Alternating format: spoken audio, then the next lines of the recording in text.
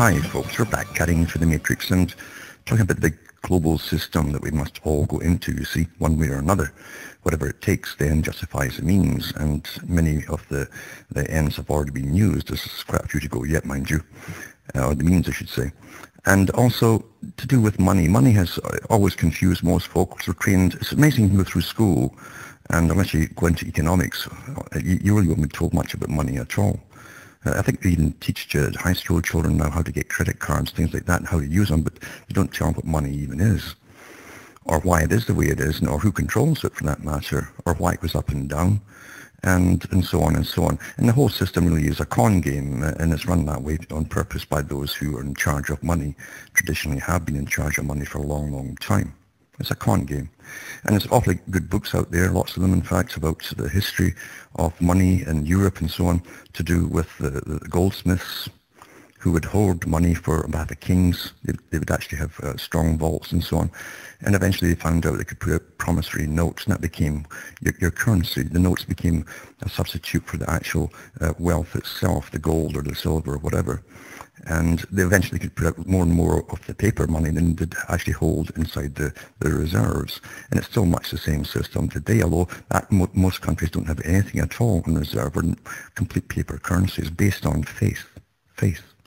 And we're told this is all quite normal, that all our lives revolve around a system where you'll never meet the top players that really manipulate the currency on a daily basis across the whole planet. You'll never meet them, and we're told this is all quite normal. Just have faith in it. It's quite something, isn't it? A trick. What a trick that is. You know, I've mentioned many, many times that wild animals have all their instincts for preservation, natural instincts. And I get different animals coming across the land here. And there's wolves, there's foxes, and so on. And I like to watch the fox sometimes because he'll go the same track pretty well every night. And if there's anything different on his route, anything at all, if a tree falls down, he doesn't just run up the tree and jump over it. He's going to ground that thing a few times and look at it from every possible angle to see if it could even be some kind of trap or something wrong, something else involved in it before he makes a move. And that's self-preservation. That's why they're still around after all this time of being hunted. But man, of course, we're so easily trained because we have natural instincts as well. And part of it is to do with tribalism. We still have the same, basically, instincts in us of the tribe, and we're taught to believe the ones above you, the chief, basically, the one that's at the top honcho is a chief. And today, of course, the chiefs are dressed up in very expensive business suits and so on, and we're taught to believe in these guys as somehow being awfully special and a bit superior in a sense, and more honest than anybody else. That's all it takes to fool the planet. And yet the bankers have plundered the planet many times in the past. They plan to do it again. They never lose. And they're guaranteed bailouts, even the last lot too, from the taxpayer. Now, in such a system, you're really a slave, naturally. Unless you're one of the guys who own the banks, but the fact is the rest of the public are slaves. So the slaves keep bailing out the banks. They live in a lifestyle that the slaves can't imagine at the bottom.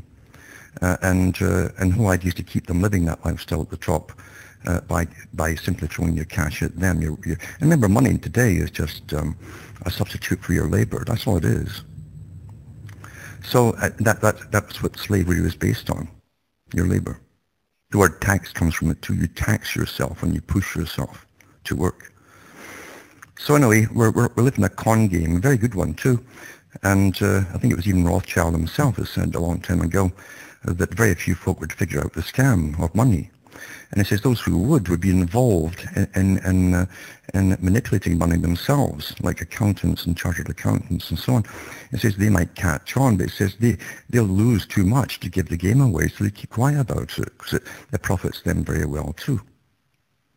And that's the way that life seems to work. It's all based on faith.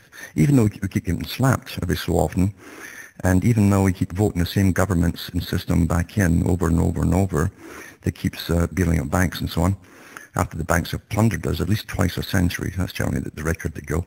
Sometimes a lot of mini ones in between. And we think this is quite normal. Quite something, isn't it? And then, of course, you're taught to do the old-fashioned way, just save up money to save it up and be good. Be good. Don't be thrifty. Be thrifty, you see. And you too can get up there. And meanwhile, every day your currency that you're saving is getting devalued and devalued and devalued. So the dollar that you put in 20 years ago, you could buy coffee and maybe a sub, a submarine to eat, basically, and maybe something else for $1. You can't even get a coffee for it now. You see? So what's the point in saving it when it's worth less in 20 years' time? A fraction of what it was. And we're taught this is normal too. And no one ever asks, why is it normal? Why is it the currency is always being devalued? Because it always is.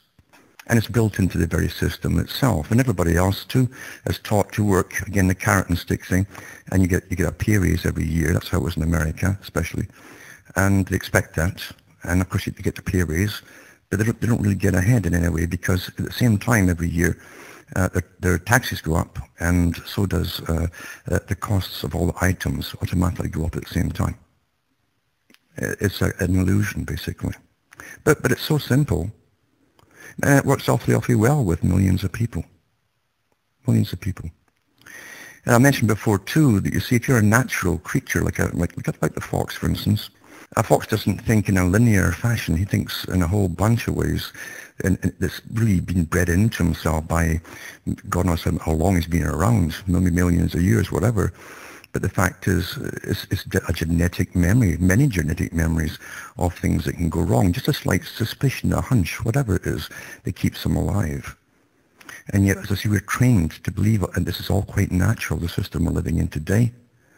And it's like living under the sword of Damocles, waiting for it to fall. Your whole life, because it'll fall many times. And strange enough, all the experts in the world, the best brains on the planet that get paid multi-millions a year, some of these guys, are always astonished when it happens. They never saw it coming, they say. And so we put them all back in again and keep the same system going forever and ever. It's rigged, folks. It's meant to be this way. It's meant to be this way. So there's no point in getting all upset about it. This guy should have seen it coming. This guy should have warned. This guy should have whatever. There's no point. It's a rigged system. And all the guys at the top know it's rigged. We're run by super gangs. But mind you, the world has always been run by super gangs. Always, really. In the old days too, as in the ancient times, the folk would have a chieftain, and the chief would often have no more possessions, physical possessions, than the people who he was in charge of. And if he was voted out, he was out. If he got ideas and says, well, I'm going to make a lineage in my family, then the people were still numerous enough to oust him and his family. Once you get so-called democracy and governments on the go, you've got whole regular armies to take care of. You can't. It's impossible. It's impossible to do it. So the biggest gang runs the whole system. And all the troops that they have, the troopers, the armies, and so on, will do exactly what they're told and kill whoever they're told when it's time to do so. You look at the history of just Britain alone, never mind France or any other European countries. Something that the founding fathers of America had certainly studied, because they knew the history of standing armies that always turned on their own people. That's what the big debates were about. Always used on their own people at some time or another. And they do what they're told, without question. Obedience to authority. It works very, very well. Now, as I say, getting back to the fox and so on, being not a straight thinker from this step to that step to that step, you go in multi-directions. And there are people like that too, who are trained in their families, very rich families, who also think in a different way, like a zigzag, in a sense. And they look at everything, every topic from many different angles. And they can see through the cons immediately, very, very streetwise. You'll meet people at the bottom level too, the crooks that you'll meet often, who are in out of trouble. But even the low ones, they're so incredibly streetwise when it comes to figuring things out. It's astonishing. It's only astonishing because, you see, we've all been trained to be naive. And that's what astonishes us. It's how they figured it out. So simply, and they'll just reel it off with what's really happening with this scam and that scam or whatever the government's up to. And it never occurred to you. And it's because you've been trained. It's like getting a vaccination. You say the vaccination has taken. I mean, it's worked. Or it hasn't, you see.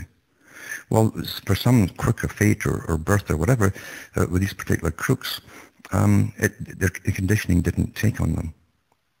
And they're completely streetwise. And we are taught to be naive. I mean, can you believe after so many bank crashes, and look at how many bank crashes they had in the US in the late 1800s alone. Just with Gould and Morgan and so on, the three of them got together and crashed the economy 3 times in the late 1800s. Never mind the early 1900s either.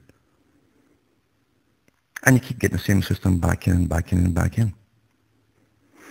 That's a big brotherhood at the top, you see.